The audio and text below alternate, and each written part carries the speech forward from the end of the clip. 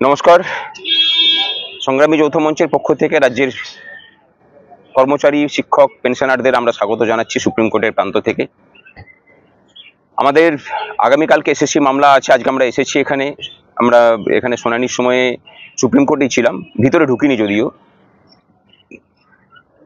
কিন্তু একরাত হতাশা নিয়ে আপনাদের সামনে আসা। আবার একটা ডেট। সুপ্রিম কোর্টের প্রধান বিচারপতি বিভিন্ন জায়গাতে যান, সেখানে বলেন যে দ্রুত বিচারের ব্যবস্থা করতে হবে, বিচার প্রক্রিয়া বিলম্বিত হওয়া মানে বিচার না দেওয়া। অথচ তারই প্রতিষ্ঠানে রাজ্যের লক্ষ লক্ষ কর্মচারী, শিক্ষক, পেনশনারদের ডিএ মামলার শুনানি হয় না দিনের পর দিন। আবার একটা ডেট, আবার বিলম্ব রায় সুবিচার পাওয়ার থেকে।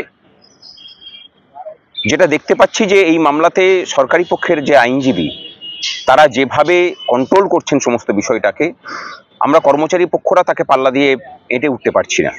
এই জায়গাতেই আমার মনে হয় যে আমাদের চিন্তা ভাবনা দরকার, এবং আমরা সংগ্রামী যৌথ মঞ্চের পক্ষ থেকে একটা ভাবনা চিন্তা করেওছি।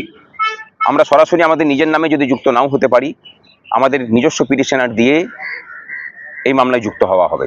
আমরা অন্যভাবে সেখানে মামলাতে যুক্ত হচ্ছি এবং কথা দিচ্ছি এর পরের ডেটের দায়িত্ব সংগ্রামী যৌথ মঞ্চ নিচ্ছে।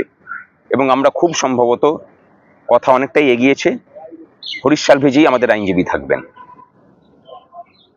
আজকে যেমন হতাশ হয়েছেন, আমরা বলে রাখছি আগামীতে আশা নিয়েই সংগ্রামী যৌথ মঞ্চ আপনাদের সামনে আসবে।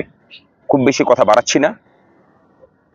আজকে যে হতাশার গ্রাস সকলকে করেছে, সেখান থেকে সকলেই মুক্তি পান, লড়াইয়ের জন্য প্রস্তুত হন। আপনাদের সকলের সহযোগিতা প্রয়োজন। নমস্কার।